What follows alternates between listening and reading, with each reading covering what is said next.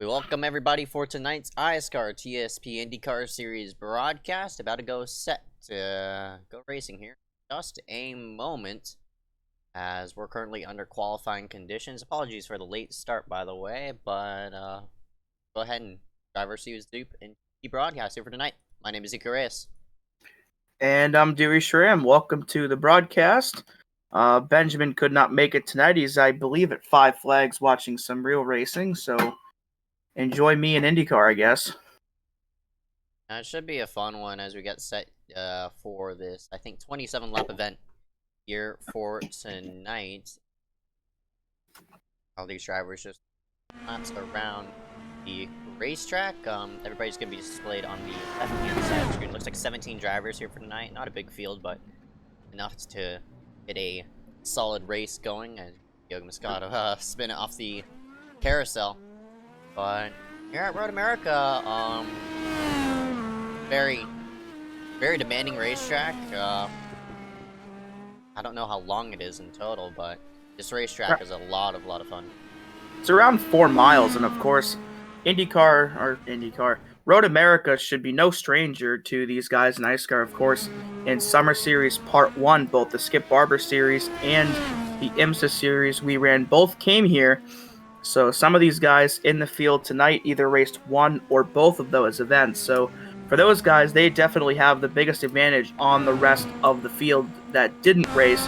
But even despite that, these Indy cars are so drastically different than anything else you'll drive on iRacing, of course, because they're open-wheel race cars, and those, well, Skip Barbers are open wheels, but they also drive very differently. So even, with Indy cars versus the IMSA cars and the Skip Barbers, the braking zones will be a bit different, and passing zones as well. So even if you've run this track before, it's still a whole thing you have to adjust to. Yeah, that's a really good point. First time IndyCar has been, not really the first time been here, obviously, on the real side of things. They've been here multiple times, but here in iSCAR, this is the first time they've hit this track with the conditions tonight, as Rexford will put himself 7th on the board. Damien Fenton sitting there at the end of pit road. Nick and Delicato across the start-finish line. Don't know where he's going to be. But yeah, you mentioned it. Of course, the variant differences between Skip Barber and the IndyCar. Skip Barber, not a lot of horsepower. Huge draft, though, because of how big of a hole it punches through the air. But for the IndyCar, it all usually matters about mechanical grip, how you're rolling through the center of the corner, and getting good exit speed off. So for all these drivers, it's going to be a bit different to really adjust to, but hopefully in the end, those drivers, all these drivers tonight are going to survive. Yeah, and the names I'm seeing up at the top of the board are names that we are accustomed to seeing. Of course, Brody Gardner has won 2 of the first 3 IndyCar events this season. He is on top so far. Christopher Weil, the other winner this season, he is in 3rd. Derek M. Smith, of course, one of the more premier road course drivers we have in iSCAR, and Liam Sheen as well. So those top 4 are really experienced and polished road course racers. So I'm expecting probably a 4-car battle here for this win here tonight, at least. Yeah, same here. I know Brody was actually one of the drivers who helped up with the setup, so a lot of laps logged at Road America to get himself situated here for tonight. Derek M. Smith, of course, a pronounced road racer for sure a while. Already been in victory lane multiple times. He's been in victory lane here at Road America in the Skip Barber series, so for that, number 41, he can go ahead and mark himself down on 2 in a row.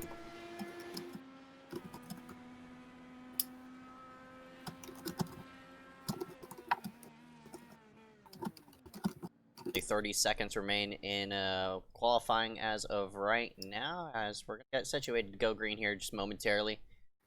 Again, like a total of 17 drivers going to grid up here for tonight's event.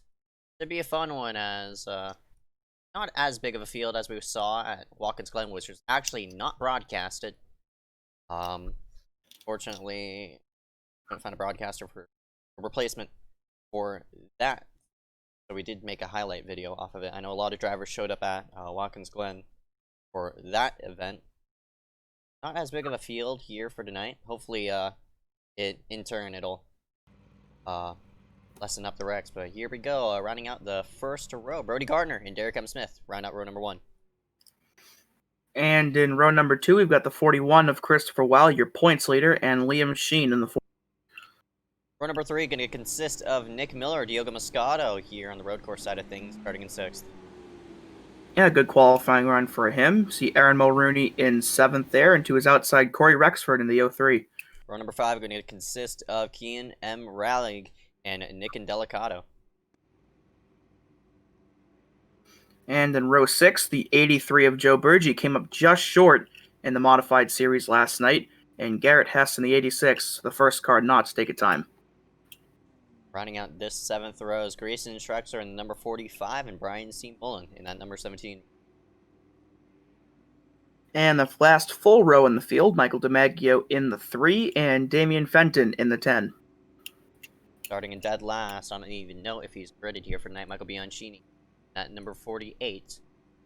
Did a lot of stuff in for tonight, but we'll see if he starts here as we get set to go racing here at Road America. If you're not just joining us here for tonight, we welcome here live for the 3rd iSCAR event for the, no, actually 4th iSCAR TSP IndyCar Series, but it goes green here at Road America. Currently your pole sitter, Brody Gardner, in that number 55, will lead him to start, work ourselves off the, I think, 7th or 8th corner.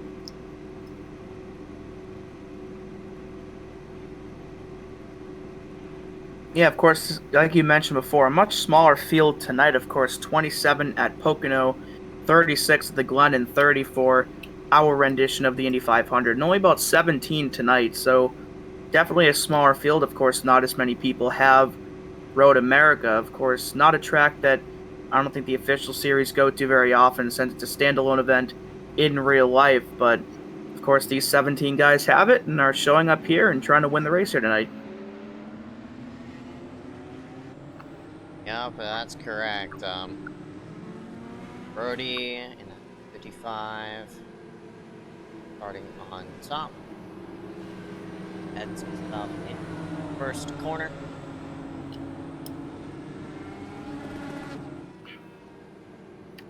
Now we'll go ahead and go over some Road America physics.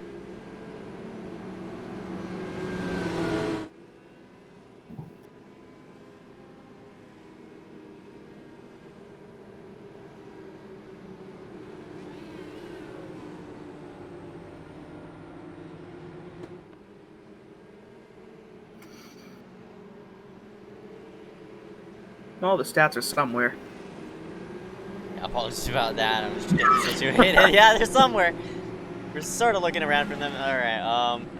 So Road America is of course a 4-mile racetrack, 4.8. I'm not really sure how long it is, but no banking around here. It's a fairly flat track. Bit of elevation changes, especially coming into the uphill into turn number 6. That's a very blind corner, but the passing zones coming into turn number 1, that's a very prolific passing zone. And I think turn number 12 at Canada Corner. That too is also a very prolific passing zone as well, but everybody just getting situated and roaming around the racetrack, trying to get their tires warmed up. Now we head them, I don't know what corner this is. It's a fairly long pace lap. But tonight's race should take about 47 minutes to get done. So it should take at least like up to maybe late 10. So glad you got all tuned in. No, not late 10. Around 10:30 when the broadcast should be done. So glad you could tune us in here for tonight's event as these drivers now get situated off of this final corner. I lied, they're in the carousel. Holy crap.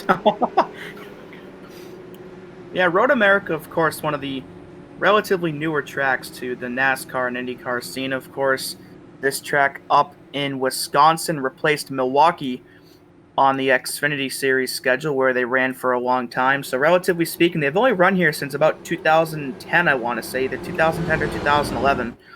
the first NASCAR race here. So in terms of the grand scheme of things, a very new track, but already had some great moments, of course. Jeremy Clements picked up his first Xfinity win a couple years back. Of course, we see quite a few road course ringers in the Xfinity races here. So the Road America races are always cool to watch, and we just saw this past weekend a really good battle between Pato O'Rourke and Felix Rosenqvist for their first ever IndyCar win, and Felix Rosenqvist got past Pato with 2 to go for that. So this track definitely has not the richest of racing history, relatively speaking, but a lot of good moments have already come out of here, and hopefully we can add to those here tonight. Yep, that's right. And finally, we got set here for tonight's event as drivers will scoot themselves into these final few corners. Glad you could tune us in here tonight, live on MaxspeedTV. We're going green at Road America as the pace car pulls itself off to the right-hand side of pit road.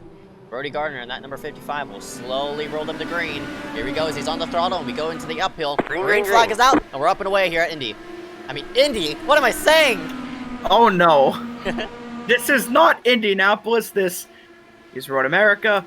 We're in Wisconsin. We're not in Indiana. You were in Indiana, but you're not anymore. But the field is now into turn number 1. They're side by side there for, I think that's 3rd and 4th, or 4th and 5th. We got a bit of a 3-car breakaway here at the top, but Diogo Moscato had a great start. He started in 6th place, and there goes one car around into the grass. Well, Rooney. Yeah, he started in 7th. Missing a nose, too. That, speaking of Pato O'Rourke, that is Pato O'Rourke's paint scheme, so not a good start for the Aero machine back there, but yeah, I just mentioned Diogo Moscato. We started this race in 6th place and already up to 4th, so that 94 off to a really good start here tonight, but these top 3 starting to pull away early. Yeah, that's right. Again, Brody Gardner, the maker of this setup, probably knows the ins and outs of how this car works. Derek M. Smith, on the other hand, is not letting go of that number 55. He's yet to pick up a Summer Series Part 2 victory, but now he's putting the pressure on that number 55. He's worked down through the, coming into the kink, a very high-speed corner. Right here as, man, Derek just about off-tracking it, but here we go into a passing zone. He's going to peek himself to the high side and try to force Brody out of line, coming into Canada corner. Wow, he stuck it! An impressive move from Derek M. Smith to get himself up to this lead past Mr. Setup Maker Brody Gardner, but man, Derek, I believe, has won here before. I'm not sure who won the Skip Barber race here. It's Chris. Yeah, that's Chris in 3rd, right behind these two. And here comes Brody up the inside once again. They're side by side at the line. That's really, really close. Yeah, and they head themselves into this first corner side by side. Gonna allow the door to open up for Christopher Wild to make a move. Brody gets bit loose into one, and that'll allow Derek to pull away just by a bit. That pulled Christopher a bit closer to Brody as well. And you see the 94 Moscato not that far behind Christopher Wild either. That 94, it's at a really, really fast car to start off this race. And now it looks like it's a 4-car breakaway rather than a 3-car, as you see Liam Sheen, the first car, a bit further back in 5th. Yeah. And here comes Derek once again on the inside. That is for the lead, and you see Brody wobbles once again. One car goes really wide farther back. Put that 66 up front once again. Yeah, Derek is leading a huge charge as he might have gotten a slight bit tight and opened up the door for Brody Gardner, who doesn't take the chance, but Derek overshoots it. He's off track, and that'll lose him a ton of time as Brody will regain the lead, and here comes Moscato to the bottom. Yeah, that cost Derek M. Smith 3 spots, so a very costly mistake early on for Derek, but still plenty of time to make that ground up. Still, 26 laps to go. We're only on lap number 2. So time's definitely on Derek's side to make up for that, but definitely not something he wants to do again. Oh, definitely. He's going to have a huge charge in Diogo Moscato in that 3rd place. Maybe a bit of a bump. Diogo will go around. Oh no. My goodness. Well, that's another thing, of course. Again, not something you want to have happen, but still a lot of time for Diogo to try and make his way back up there. But it's really unfortunate for him because he was... Oh, whoa! Close call right there out of the last turn as Derek got in the sand and almost hit... Not sure who that car that just got by him was, but that was a close call. I think that was Liam Sheen that just went by him. You're but correct. again, 25 laps to go. Diogo not out of it yet, but he definitely did lose a good amount of time, so he's really going to have to, charge his way up there if he wants to have a chance at a podium finish again. But Liam Sheen, who started himself in 4th and dropped to 5th on the initial start after Diogo got by him, he now finds himself in 3rd place, but now these top two of Brody and Chris are in a league of their own right now.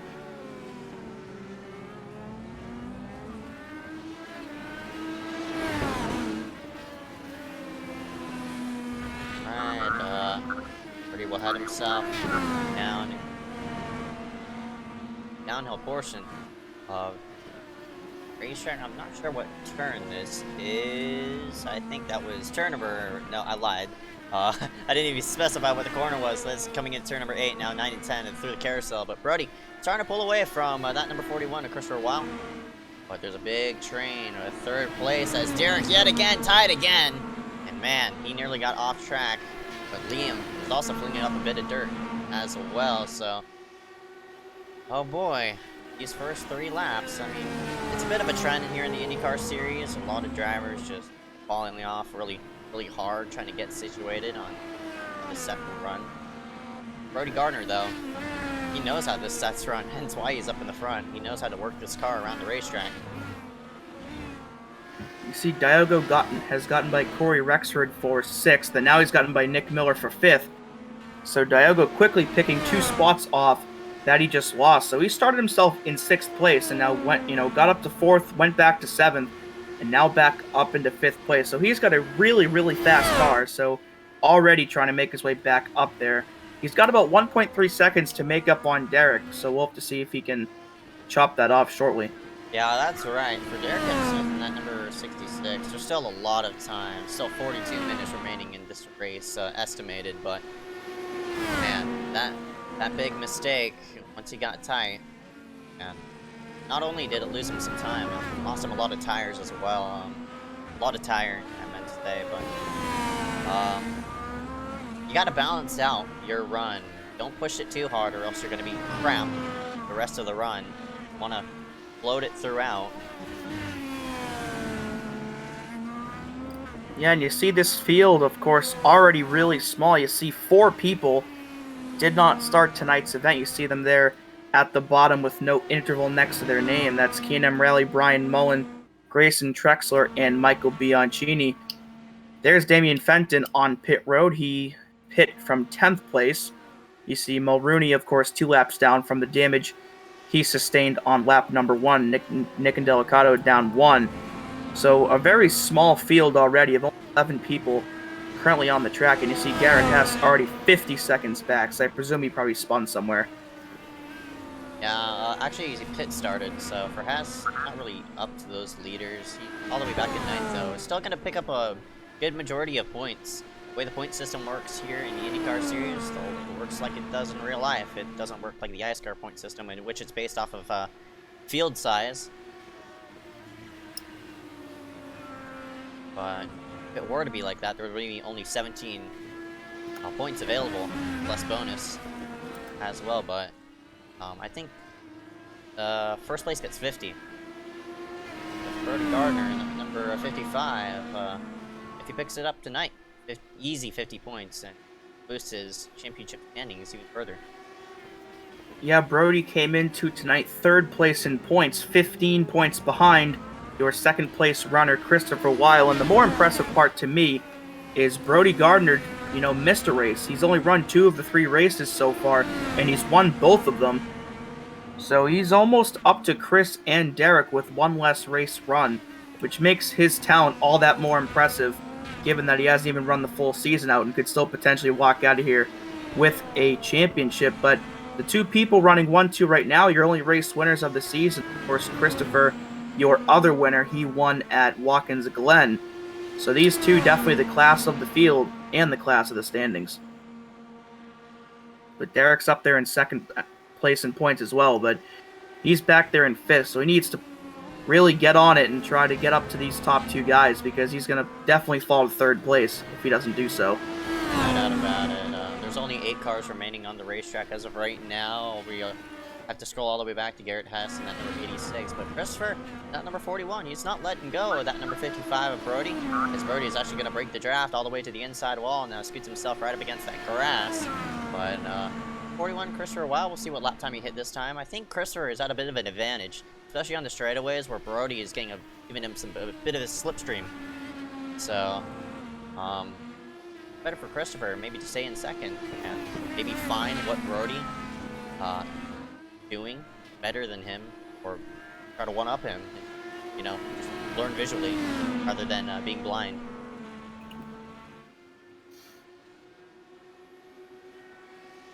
That gap was upwards of a second. Now it's down to 0.4. Christopher will shove it into the corner. Brody is starting to slip a bit. There he is, a 1x right there. Brody's first mistake might cost him a bit of time. Christopher had to check up just to prevent him running him over into that corner. I'll get a run down through as this top two still duke it out. Liam Sheen is on an island of his own currently. Nick Miller in that number 9 machine, working himself through the racetrack behind himself. Derek Smith, of course, what was the fastest car on the racetrack is now sort of dwindled back inside that top 5. Joe Berge, at number 83. You mentioned it, Dewey. I think he finished second. Yeah, second last night at South Boston, his best ever iSCAR finish. Of course, Joe still looking for that elusive first iSCAR win. We mentioned Diogo back up to 5th, but I guess he spun out somewhere. And there's off track a little bit again. So he's definitely got a really fast car. He's just making a few mistakes right now that he's got to try to cut down on. But the real unfortunate part is, of course, with a racetrack this big, even if a car or even multiple cars were to spin out, the chances of a caution being thrown are not very high. So if you mess up early and you fall back, you're probably going to end up staying there for the majority of the race. But full course cautions are not out of the question. They are possible.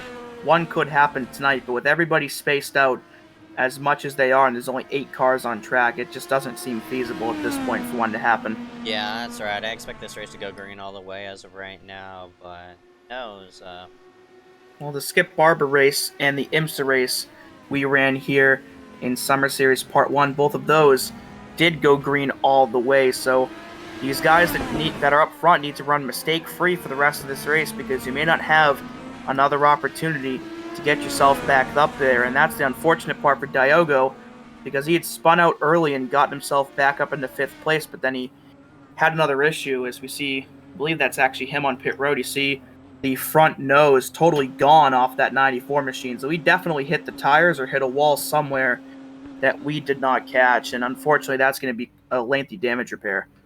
Yeah, Diogo will scoot himself onto pit road and get himself situated. Garrett Hess will be the benefit of that, and he'll put himself at the 7th place. But in the meantime, still up front is Brody Garner in that number 55. Slowly floating around. That number 41 of Christopher Wild is the closest battle we see between this top two. We're still within at least a second of each other.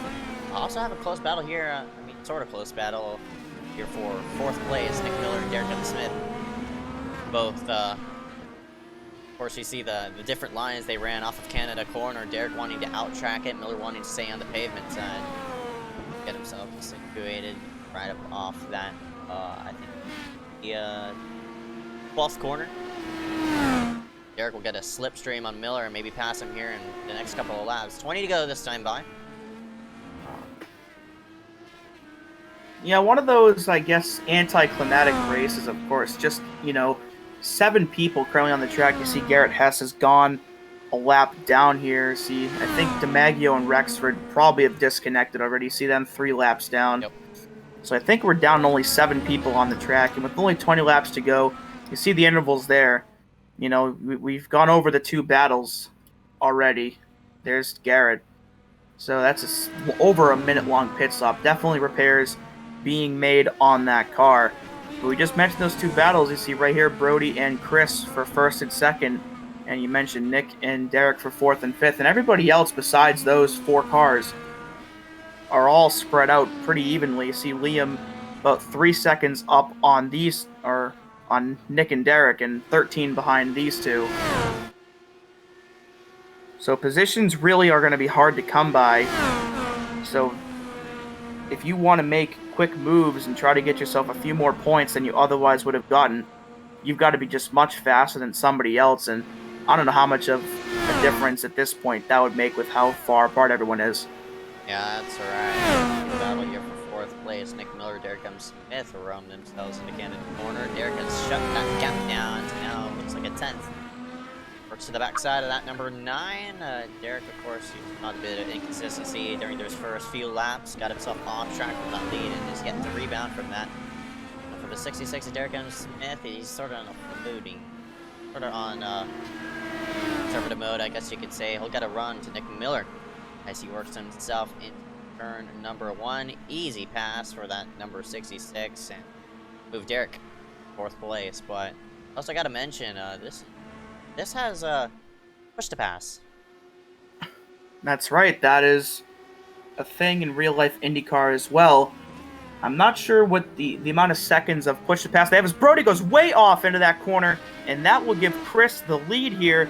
So a pivotal mistake there for Brody Gardner, as Chris will inherit the lead from that. So that could be a game changer right there for Brody. We'll have to see if he can make his way back up there. But what I was saying before, IndyCar has a limited amount of push to pass. I want to say, I'm not sure the exact number that they have, but I'm sure it's capped here as well. So Derek M. Smith putting the push to pass on full display there, getting by that 9. But man, that's got to hurt for Brody. Yeah, definitely. We'll take a rewind of that mistake that number 55 made. Man, that was really, really costly for Brody Gardner in that number. In that number 55, had a lot of pressure from Christopher, and I honestly don't know. I think he didn't lock it up. Yeah, he didn't lock it up. It's just almost as he just intentionally overshot it, just so I wouldn't say intentionally overshot it, but well, that's the thing that Christopher Weil needed to do. Because, of course, if you don't want to use your push to pass, the best thing you can do in a situation like that is to just try and force the leader into making a mistake. And we saw that a couple days ago with Pato O'Ward and Felix Rosenqvist. Of course, Pato got stuck behind Connor Daly for a couple laps, and while he was trying to get by Connor, Felix Rosenqvist pulled up and got by him. I think Pato made a mistake somewhere, so you see right there, no lapped cars in play right now, but Chris got up to him and got into his head a little bit, and there's your mistake. Nick Miller is on pit road, and he'll take a pit stop with 18 laps to go. I'm not sure if he's going to make it all the way from this point forward, but Miller is in and out, 4 tires for him, and he's up and away. But yeah, for Christopher Weil, you could hopefully, honestly, that gap is now 1.2 seconds, so Christopher Weil, he could take it really easy without using as many push-to-passes as he was. I don't know how many push-to-passes he has right now. But for Brody Gardner in that number 55, it's your turn to start pushing the issue on straightaways and maybe try to catch that number 41 with Christopher. Well, you see, Derek M. Smith has used his push to pass once again. He has gotten by Liam Sheen for the 3rd spot. They are still 16 plus seconds back, but more valuable points for Derek. Of course, he came into tonight's race 2nd in the point standings. So those top 3 on the board right now are also the top 3 in the standings, but Brody in 2nd rather than 3rd. So depending on where this point spread, of course, plays itself out with 17 people, even though 4 did not start, just Brody having that 1 extra spot could end up being enough to push him up to 2nd, as they only came in 5 points apart. Yep, that's right. I mean, who knows? I think, also get bonus points for leading most laps as well. So maybe Christopher could jump points as well, as you see Brody fling it into that. What corner is this? Turn number 5. One of the corners. Yeah. One of the 14 corners on Road America.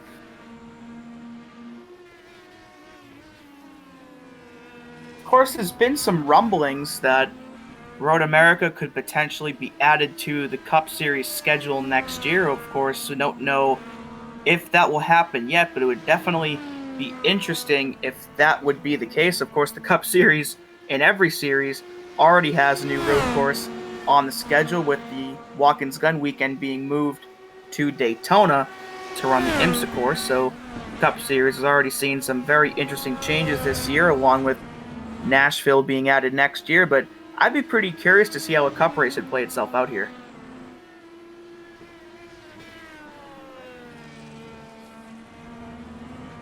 As you see Chris come out of the final corner to lead another lap. Just 16 to go here, so I believe this is the completion of lap 11. So almost halfway here. We'll hit halfway, I believe, after lap number 13, but looks like only 6 cars left on track. You see Diogo and Garrett both 4 laps down. So Nick Miller with that early pit stop, the last car on the track, and he is all by himself back in 6th. But here you see Brody has cut Chris's lead a little bit. That was up to about 1.5 seconds, and it looks like now only about 0.8 of a second. So Brody, I think, has the faster and better car on the track, but it's a matter of can he stay mistake-free for the rest of this race. Yep, that's right, and Brody is probably using a lot of push-to-passes, especially on straightaways, to maybe catch that number 41, put back the pressure on him, but you can't push the car too much and accidentally misjudge the corner because you're going faster than what you thought you were. But Brody is definitely closing that gap yet again. It doesn't matter when he's going to pass him. Christopher going a bit wide in that carousel. Yeah, Brody's definitely closing now. Yeah, I think you're right. Brody's more than likely going to use push to pass here. He's almost right up to Chris right now. So this could be a pass. Here he comes up on the outside. Tried to, as they come into Canada corner here. Chris still that's not Canada corner, but Chris no, still. You're right. I think that is. Oh no! All right, I second guess myself. That is. Yay!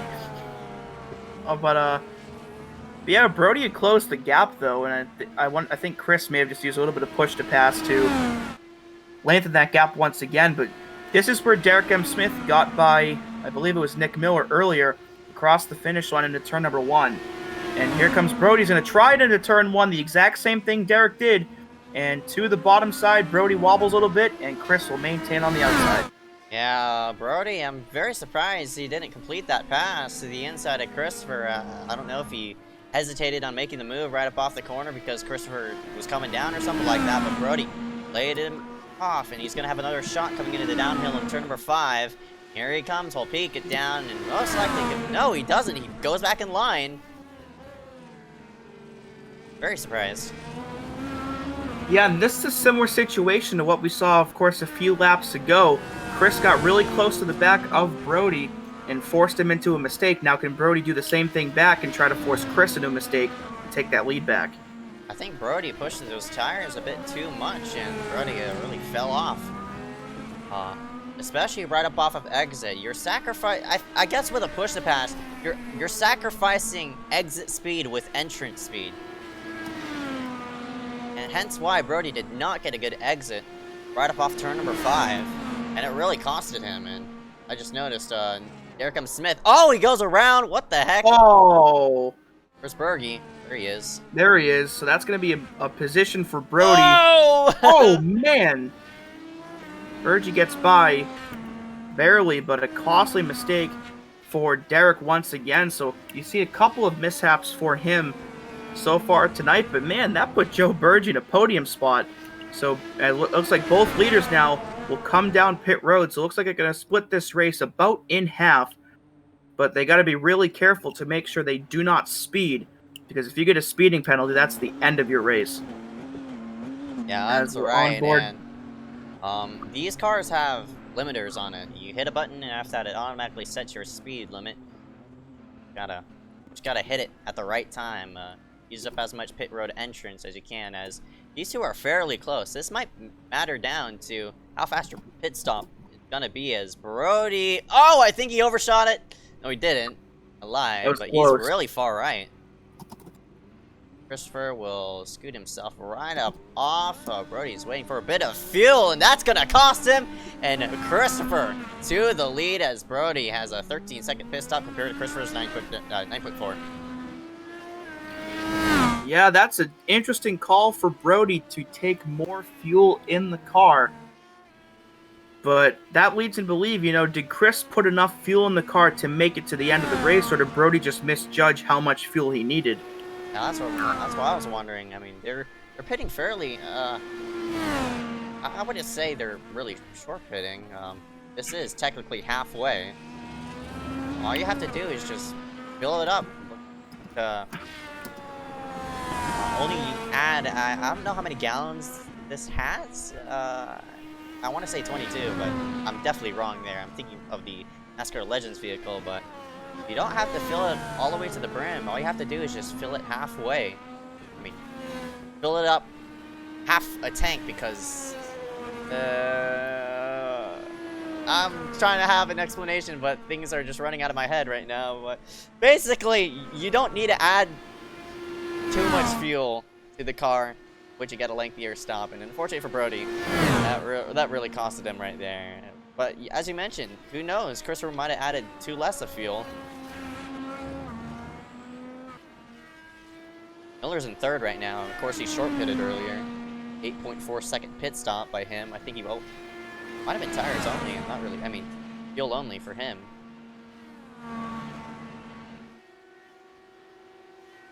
Miller as he works stuff coming corner right here.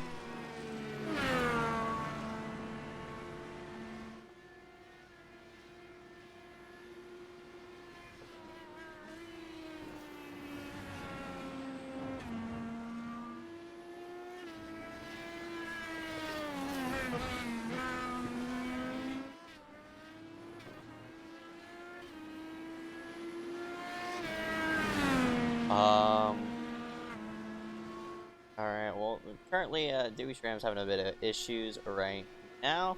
Try to get him back in the booth, but if he can't return, we're glad to have him in the booth, but we'll try to get it situated ASAP with him.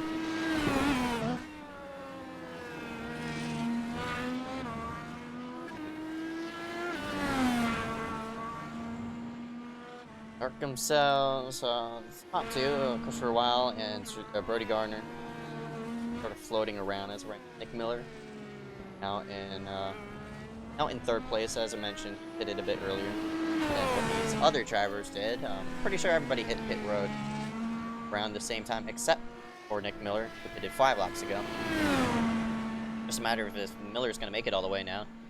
13 laps to go this time by Christopher with a huge lead over Brody after that pit stop. All came down to that pit stop. 9.4 second pit stop for Christopher. And a 13.5 second pit stop for Brody. And you can make it from this point forward as well. We did split halfway. Fairly surprised about the drivers. Really push the issue, but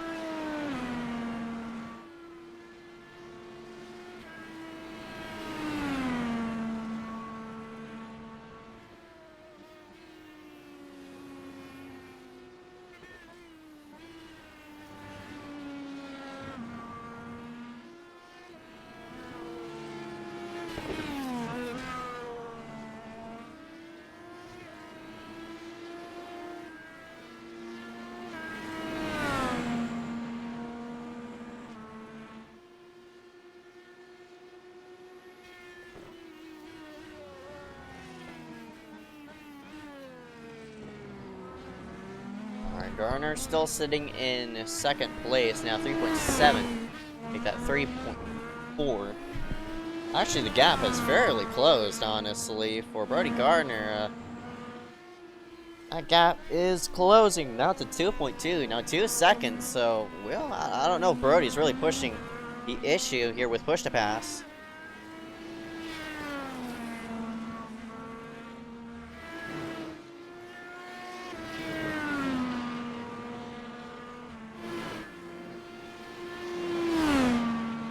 Brody's just definitely trying to close the gap as much as he can after that small mistake on pit road.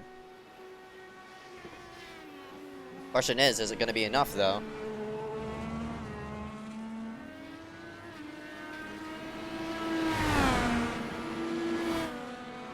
3 now displayed on the top of your screen.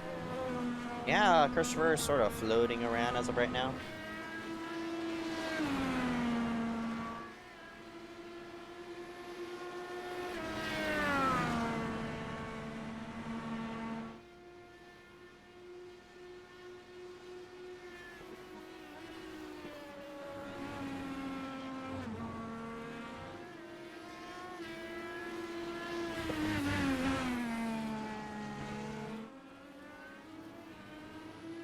Yeah, that gap's definitely closing. It's down to 1 second there.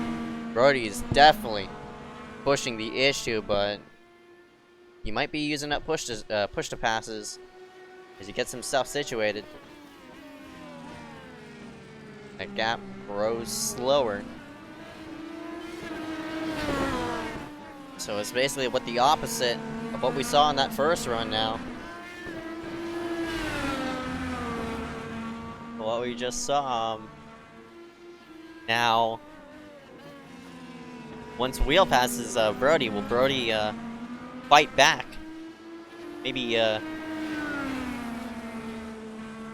mean, once Brody passes Chris, will Chris start using his push to passes, or will he run out because he used those in the first run? We'll have to see.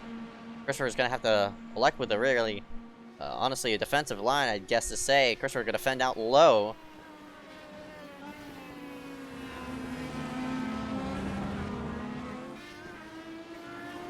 But he still retains the lead as of right now.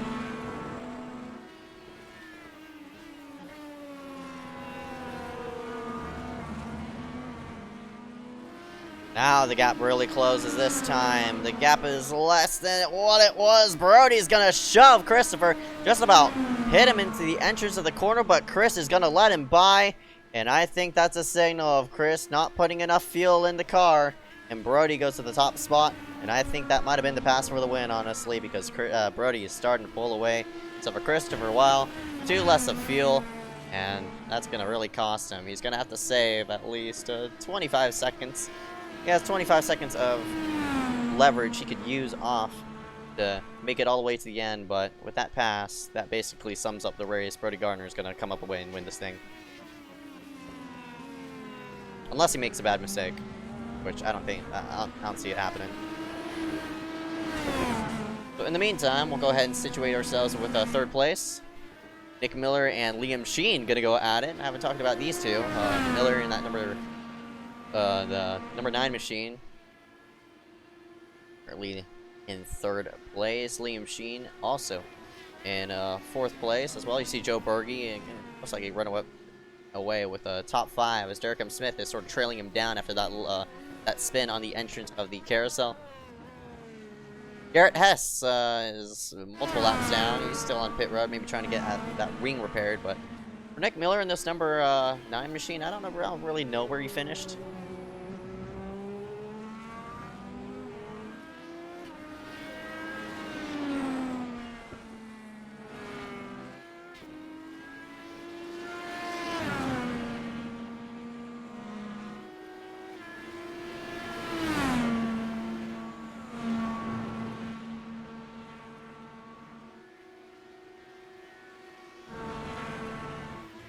Yeah, there's Miller. There's the gap between Miller and Liam. That's about a 1.7 gap. We have to scroll away 5 seconds back to Joe Berge, running in 5th place, and all the way back to Derek M. Smith in the 66. So everybody is having at least one type of battle. It's Brody versus Christopher for this spot, for the top spot. For 3rd place, it's Miller and Liam. We're chasing each other down. Well, I mean, Liam's only chasing down Miller, but Miller's trying to salvage a 3rd place finish before he gets caught by Liam, who's really fallen off past couple of laps. We scoot ourselves back here to this 5th spot where Joe Berge and Derek M. Smith lay around as of right now. Of course, Derek, we mentioned that self-spin off of, I think, turn number 8. So it's a nice win for Brody, if he does win it.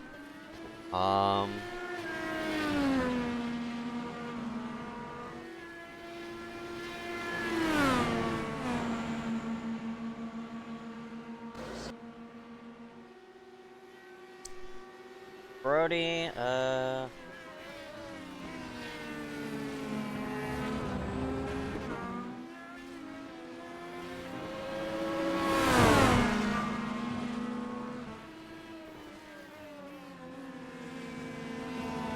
man. Christopher just closed that gap down.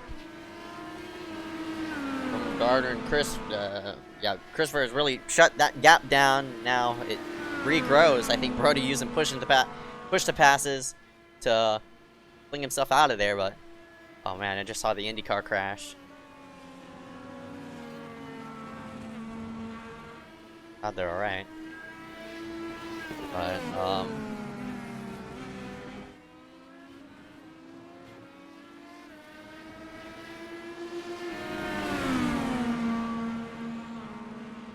Christopher is really now starting to push the issue with 8 laps to go. Still have a lot of time. 13 minutes of racing left to go. They're all gonna fling themselves, and I mean, I'd say all, just top 2 fling themselves into those corners.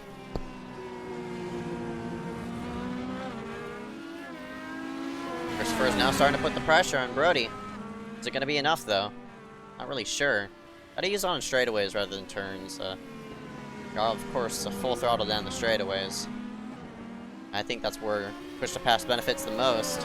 Here in the carousel, though, Christopher's gonna have to stall out and wait for that straightaway to come. Here he goes. He flings it to the inside and a pass in the kink. Brody's gonna have to lift, slide in right behind Christopher. Brody's gonna have to fight back to make something happen. Christopher's gonna fend off low. How many push to passes do these people have? I'm not really sure. It doesn't display. It's all gonna matter on who has all those push to passes left.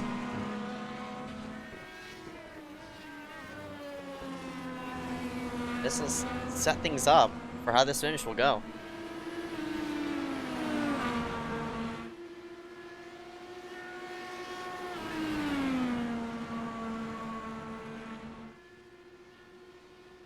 Seven laps to go.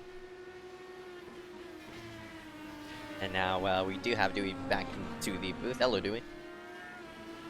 Yeah, I'm back.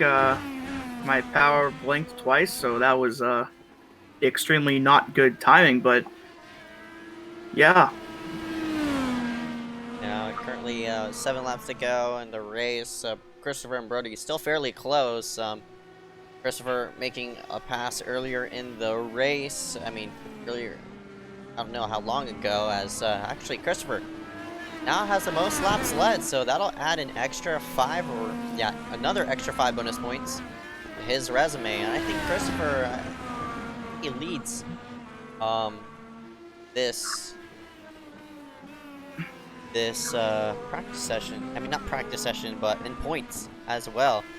So this will extend his lead even further. And he already has a win on his back. It happened at Watkins Glen. So Brody and Christopher are exchanging oval and road wins. Brody winning on the oval and Christopher winning on the road side, but that doesn't say Brody is not a road racer. He closes up the gap that time. Pretty sure he used another push to pass. Yeah, of course, Chris came into tonight just 10 points up on Derek M. Smith and 15 on Brody. So with Derek having his couple of issues tonight, I would assume Brody will probably take over that second spot. But yeah, even though Brody's only won on the ovals so far, he's still a very experienced road racer. Of course, he did win the DP championship in our IMSA series in Summer Series Part 1. So he's definitely a very polished road racer, and he might be trying to set up a pass here into Turn 1. Now works to the backside on that number 41, Here he comes. Christopher, and very surprised he didn't dive it to the low side. Oh, it seems as a trend. I'm not sure if Brody is not wanting to pass. No, he lets him go that time. Chris had I don't know if Chris just let him go or if he had a problem, but I don't know why these two people are just letting each other go. I don't know if they're both short on fuel or something like that. I don't know if one's trying to wussy out the other, but they've been exchanging the top spot.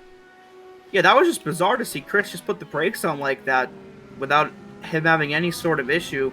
Of course, I don't know if you're referencing something that occurred while my power was out, but that was still weird nonetheless.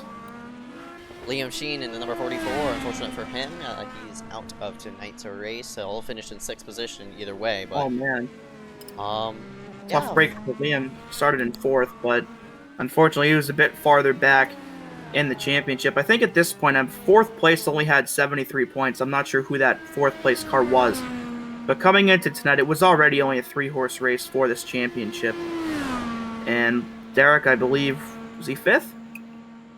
See, Burgie's actually gotten by Nick Miller for that 3rd spot once again. I would Miller's on imagine. pit road. Now this opens up. Oh, actually, no, that's not Miller. That's Derek. Yeah, it's Derek on pit road. And Yeah, Miller his whole hit pit road 1 lap ago, so maybe these top 2 can't make it all the way, or... Yeah, Miller pit wicked early the first time, which, of course, that confused both of us. But, of course, whoa! As Brody, I think Brody tried to just play Chris into thinking he was going to pit and try to pull Chris down pit road, but that did not work. But yeah, I think Nick maybe pit with the idea that he wouldn't be able to make it all the way and maybe try to gamble on these two having to pit later on and see if he can make up the gap or something. I'm not entirely sure, but of course Nick does have fresher tires than these top 2 have now. But you saw that pit road shot at Derek. His whole front wing is gone, so his car is definitely hurting aerodynamically. So at this point, I mean, I think he's going to have to just settle with 5th at this point. Yeah, and right. a lap down. Only 4 drivers on the racetrack. 6 are in the session as of right now, but this battle for the lead is not over as we head ourselves into 5 laps to go. I'm really curious on why Christopher let by Brody, but I mean Miller did hit pit road, so maybe there's 1 more pit stop left to go. It doesn't matter who's gonna take it though. But Christopher had a shorter pit stop than Brody, so I don't know if Christopher is gonna make it, honestly. That's why he backed down. Yeah, and we were talking about earlier how Brody had a much longer pit stop, putting much more fuel into the car than Chris did. So this is where we might start to see a situation where Chris maybe ended up underfilling his tank, or we'll have to see how this all plays out, because we already saw Brody tried to pull Chris down pit road. So maybe Brody, even with putting more fuel in the car, he can't even make it anyway, and was trying to see if Chris would pit earlier to try and lengthen that gap. Because if he pulls Chris down pit road, he would be. You see, he tried it again right there. He's trying to get Chris down to pit road, because since Brody put more fuel in his tank, if Chris comes down pit road and Brody stays out, that'd probably be about a 30-second difference. And with him being out front that much, Brody could just save enough to the end and win. Yeah, that's right. I think for one of these drivers to win the race, they have to do the opposite of what the other does. I mean, so for Brody, I'm not sure. Like, if Brody hits pit road, Chris is going to stay out. But if Chris hits pit road, Brody's going to stay himself out. And it's not like they're going to fall really far back in the field. Brody lets by Chris! So we've seen, this is really interesting. So now I've seen it go both ways here. But yeah, even if a strategy call for either of these two doesn't quite work out, they're only going to finish 4th place at the worst, because Derek's already 2 laps down. So if these two can even make it 2 more laps, they're guaranteed a 4th place finish, which, considering we had 17 people register for the session, a 4th place finish out of 17 is still going to be a pretty decent points day. Yeah, no doubt about it. Again, point system is different here on the IndyCar series. The winner gets 50 points, second gets 40, third gets 35, and fourth gets 32, fifth gets 30. So there's a big range, at least a 20-point range between that top 5. And after that, it starts to go up and down by classic increments of like 2 or 1. But this for this win right now, that's a lot of points to apply to that championship.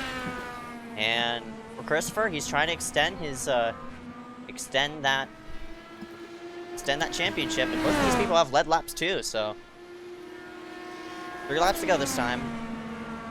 Not really sure what's gonna happen. Are these drivers gonna hit pit road? Are these drivers gonna bet to stay out? If they do hit pit road now, Bergie is too far back to really even matter. And he's about 33 seconds back. Last I saw on the interval, looks like it's about 32. So he actually got a second off of that. But we'll have to see, though, because if Burgee has enough fuel to make it, and both of these guys have to pit, of course, only 2 laps to go to really figure out if that were to be the case. If they do need to pit, a 32-second gap might actually be close enough to try and pass them both, but it'd be really, really close. And if it's probably with under 5 seconds of a gap that Burgee would potentially get, I think if it's under 5 seconds, one or both of them would still have enough to get by him before the race is over.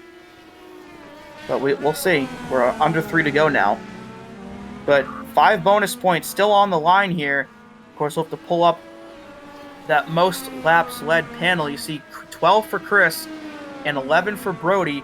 So with only 3 laps to go, there is still enough time for Brody to get by Chris and take those 5 bonus points away. And that would be a 10-point swing in the standings after the race.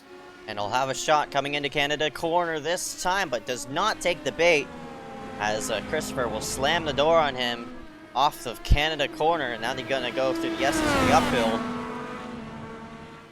Slowly rolling through, coming 2 laps to go this time, and Christopher still out front of Brody. So they're still both staying out. So because again, we still have to remember the pit stop that they had. Brody still put more fuel in his car than Christopher did.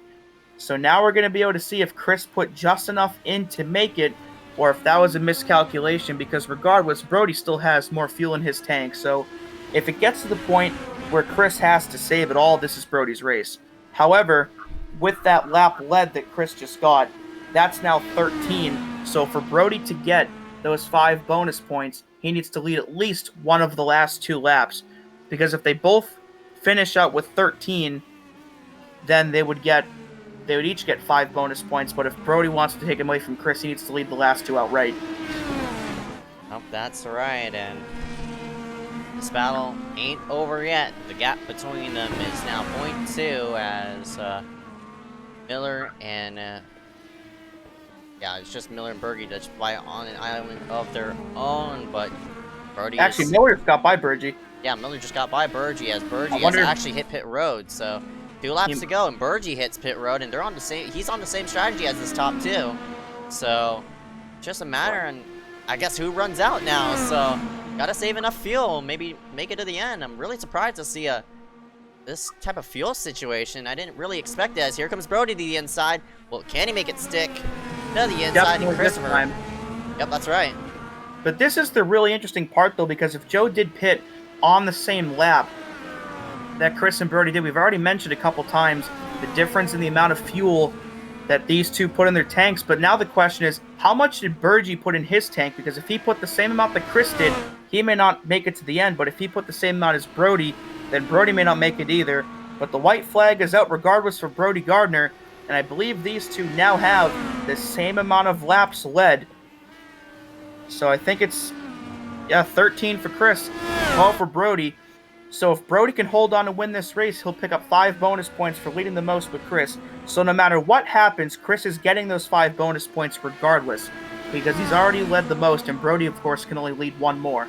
So now it's a matter of, can Brody win, get those extra 50 and those extra 5, but here comes Chris on the outside to try and make a pass. On the outside, can he make it stick though? Right up off, he gets off track, and that loses him some time, but can he make it back up? Just about 2 more miles left of this course, and Brody's starting to pull away just by a bit, but can Christopher capitalize through the carousel and maybe make a run at him into Canada?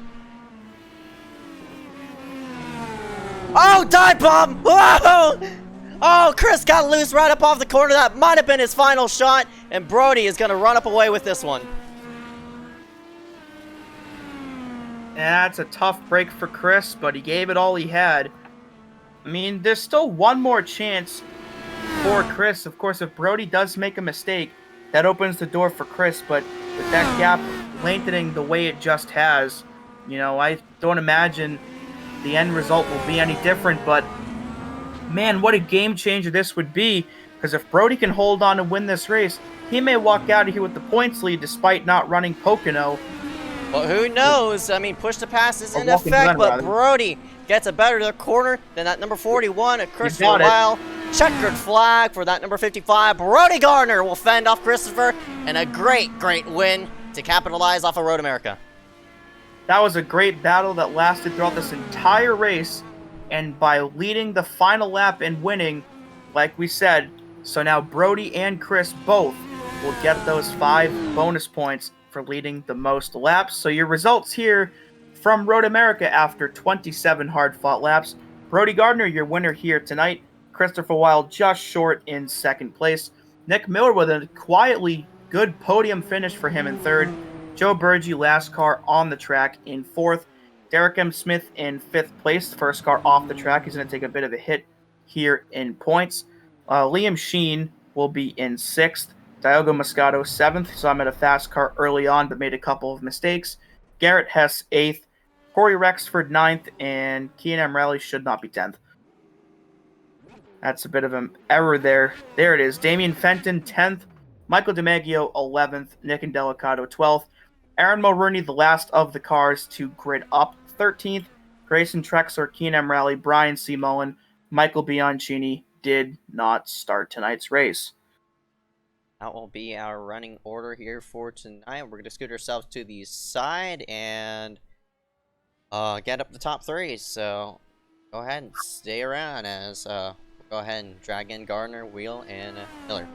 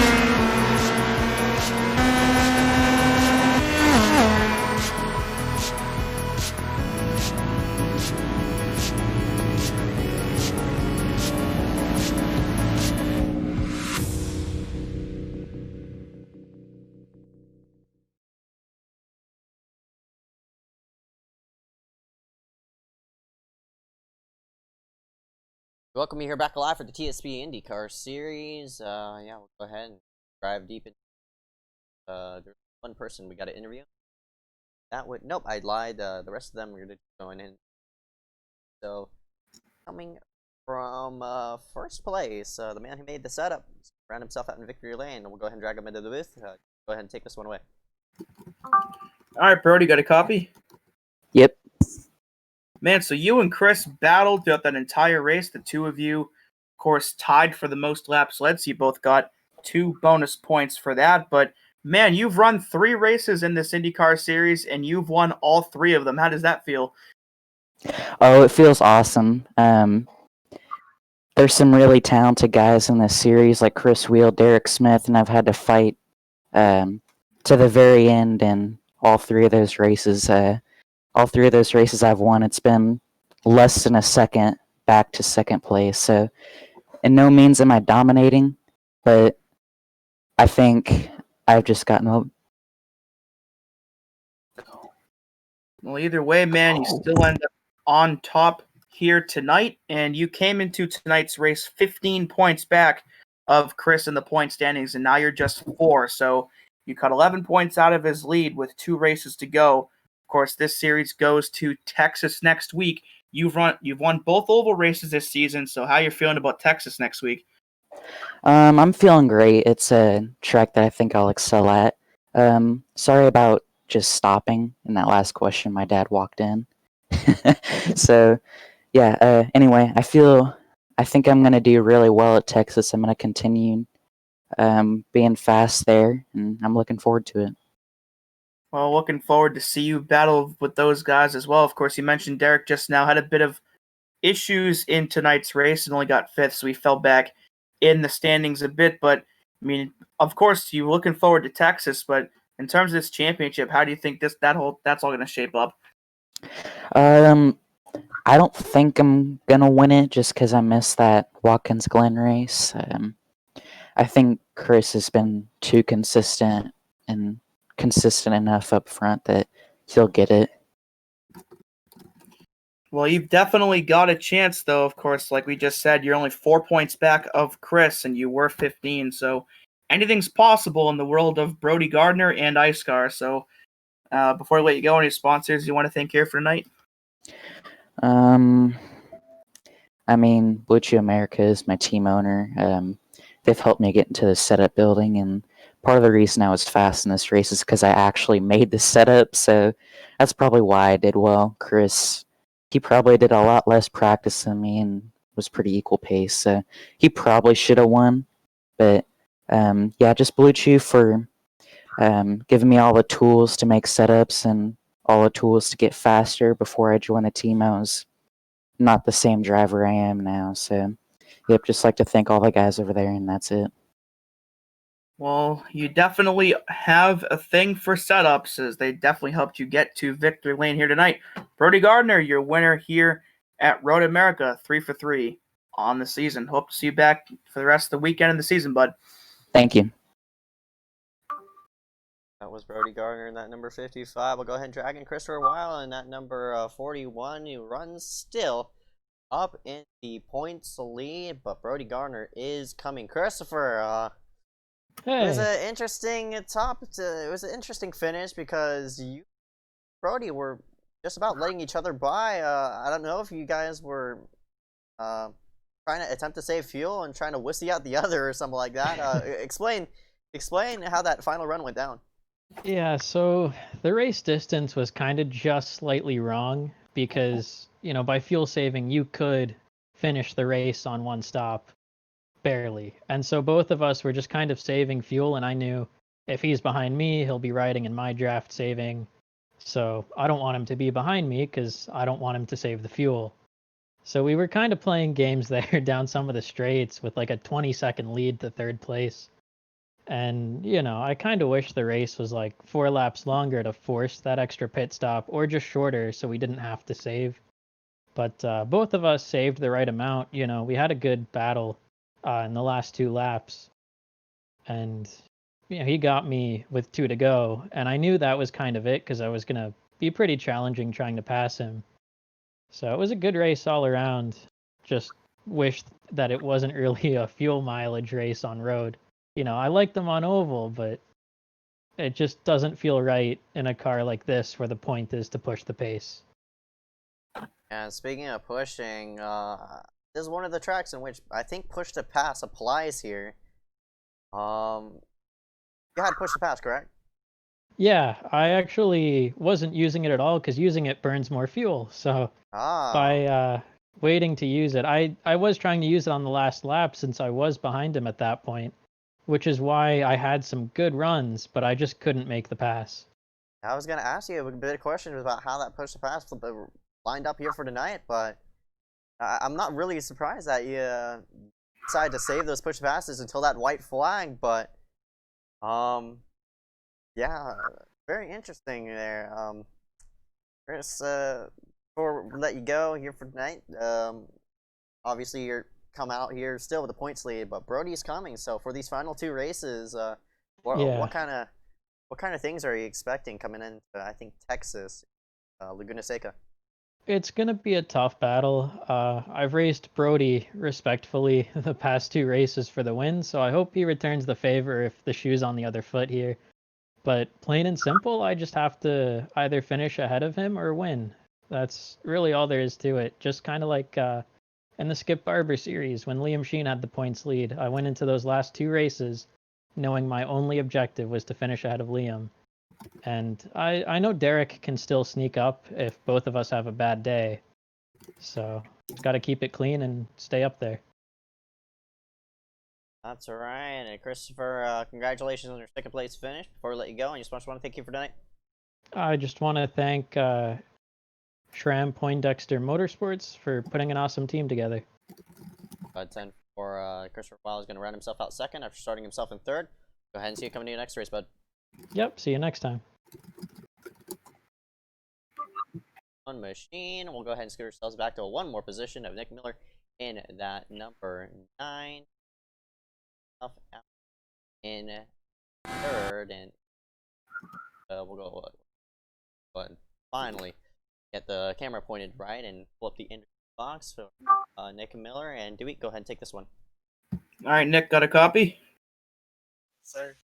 I didn't really talk that much about you here tonight, but had a pretty solid run overall and sneaked your way into the podium here for tonight. So, I mean, of course, those top two were far and away the best cars on the racetrack. But how was your car overall? I was a little questionable on the strategy. We went with the 2-stopper instead of the 1-stopper, and it seemed to work out at the end. Car was alright. I mean, we were about even with the top two were gone, and then it was about Derek was probably a little bit quicker, but was making mistakes. And it was me, Liam, Bergie was not too far behind. It's like us three. And then I feel like Norris there, Lando Norris at those last couple of laps going through like P6, oh P5 now, oh, we're P4, oh now we're podium, let's go. It was something else. Well, you weren't aided by, of course, a Lewis Hamilton time penalty, but still got yourself up to third nonetheless. But hey, man, I mean, you're fourth in points, but you're really far back, unfortunately. But you are technically still mathematically eligible to win this championship if you were to win both races and everyone else had a bunch of problems. Of course, probably not going to happen, but, you know, what do you think your chances are if the stars aligning to somehow walk out of here with a championship? I'll be honest, I didn't even know I had a chance. I was just kind of running for fun. Did you say that? I guess I'll maybe do a little more trying, I guess. I mean, you're like 84 points back, so you'd literally have to win both races, and they'd have to wreck out, like, both of them. But, of course, anything's possible in iSCAR. Don't I also need a full field? I mean, we're at Texas next week, so it's, you know, there might be a lot of people there. That's your home track. Yeah. So, speaking of some IndyCar racing, I don't know if you saw while you're broadcasting, but Herta took flight at Iowa today.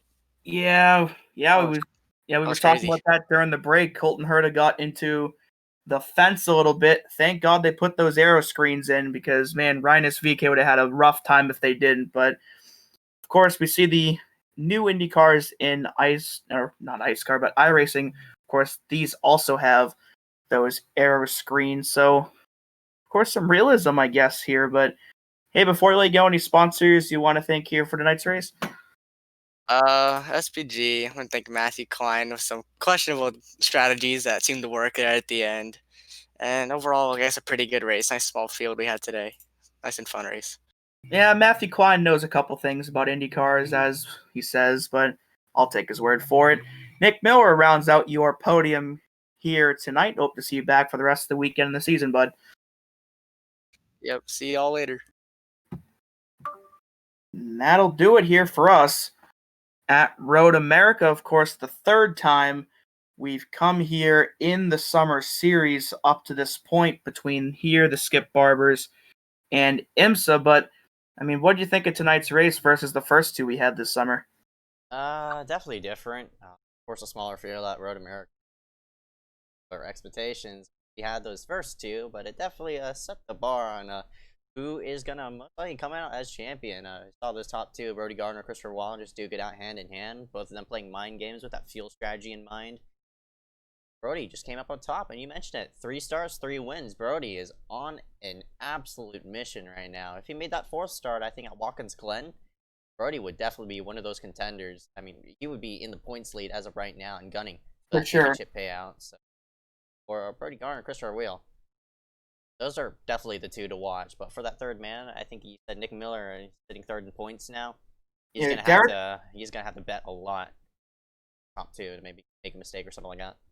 Yeah, Derek's in 3rd. He had a bit of a rough night tonight. Of course, not very often that a 5th place finish is a rough night, but in terms of points, he definitely needed to finish higher than he did with the points spread the way it is. But yeah, Nick Miller, of course, the absolute long shot in this field, 84 points back of Brody. So, I mean, if the stars align themselves right, you never know. Maybe Nick could walk out of here with the title, but of course, he needs a lot of help to have that happen. As for the rest of the weekend, we'll be back tomorrow night with the Xfinity cars at Talladega for round 4 of the Super Speedway Series. And for these Indy cars, we'll be back next Friday night at 9 o'clock at Texas. Thank you very much for watching tonight's broadcast and hope to see you back for the rest of the weekend. Bye. Bye.